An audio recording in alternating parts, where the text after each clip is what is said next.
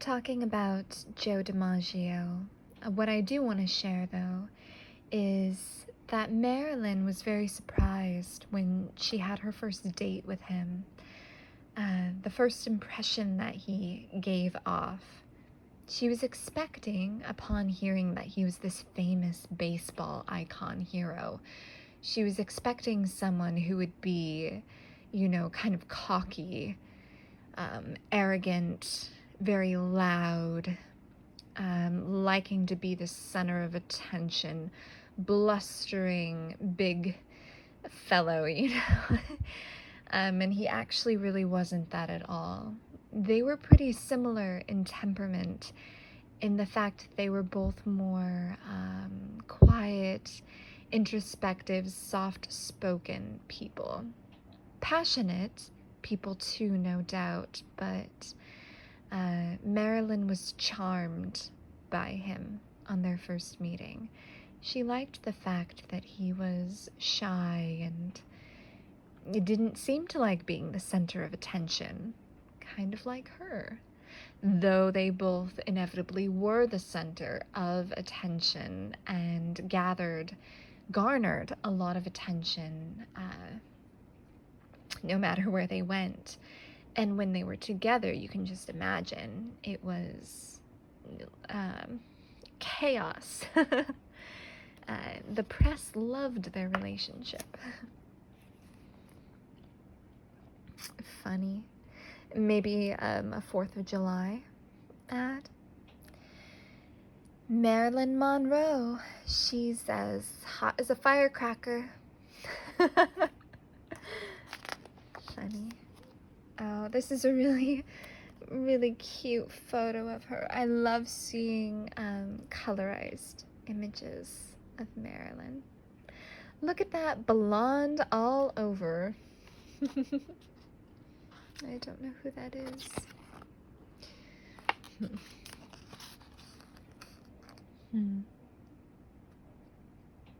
I don't know who that is either. Looks like maybe an actor. His face is vaguely familiar, but it's kind of fun in-action photo. She's in the middle of saying something. Okay, so I recognize this outfit from River of No Return. Marilyn hated that film. It's really unfortunate because the film itself, I'm trying to get that glare to go away a little bit. The film itself really could have been something great, and there are fantastic elements in it. For instance, Marilyn sings a couple of songs, and she was such an underappreciated singer. Excuse me. She had such a lovely, jazzy, gorgeous voice. And we get to hear that a bit in River of No Return. She, of course, sings the title song, River of No Return, which is wonderful. There's another song she sings called Down in the Meadow. I love it. She sings it and plays the guitar. One day I'm always saying this. There's going to be so many videos to come if my dreams come to fruition and I get down to it and create the videos. I want to do videos on each of her films. So when it comes to River of No Return, there's so much more to say. And I'll dive into that when I do the video.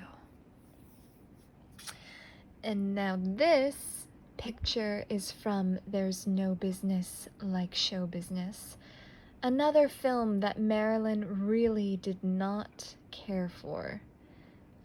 With both of these, she kind of had no choice.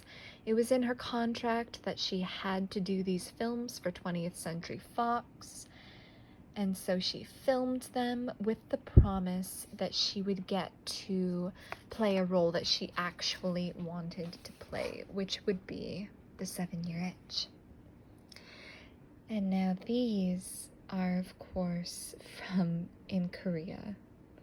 Look how cute. She's just so happy to be there. At this time, this was huge for her. This was huge for her. She was on her honeymoon with Joe DiMaggio. Joe had business as well in Japan. And when they were on the way there, she was asked by some higher up in the army, an admiral, a captain, asked her, would you be down to entertain the troops while you're here? The boys would love it. And she said, of course, because at this time they had just finished,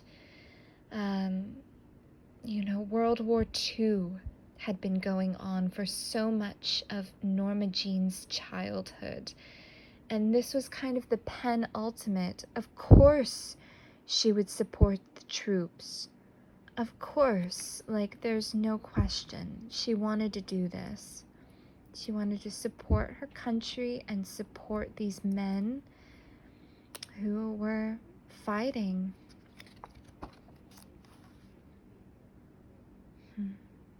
Look at that.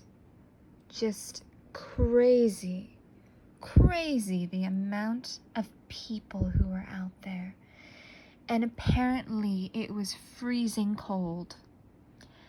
And it was snowing on several of the shows. And yet, she wore this tiny, thin strapped sequin, it was purple dress, and she felt that she just really wanted to again show this image. She knew that she had this image of glamour and of sex appeal, and she wanted to give that to these men who she considered to be one of her biggest supports.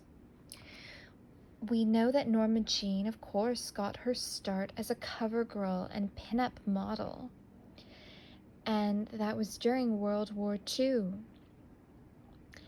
And a lot of the letters that came into the studio that finally convinced the studio of, okay, this is someone that we need to pay attention to, because she'd get just numerous letters from the troops. She was so in demand, I guess, for a lack of better word. The Chanel number 5. So this is definitely a promotional advertisement. Very sexy. I only wear Chanel number 5 to bed.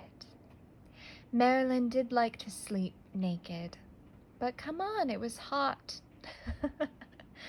It was hot and she wanted to keep cool. And why does there have to be such a sexual...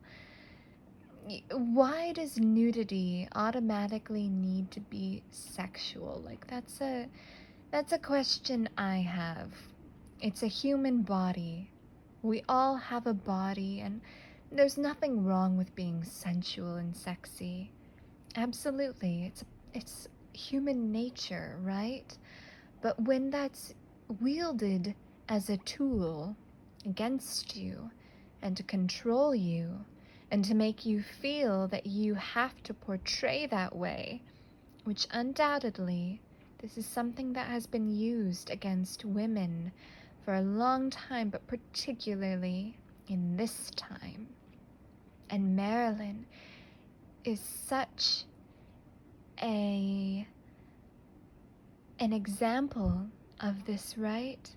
That's when there's a problem with it. That's when there's a problem.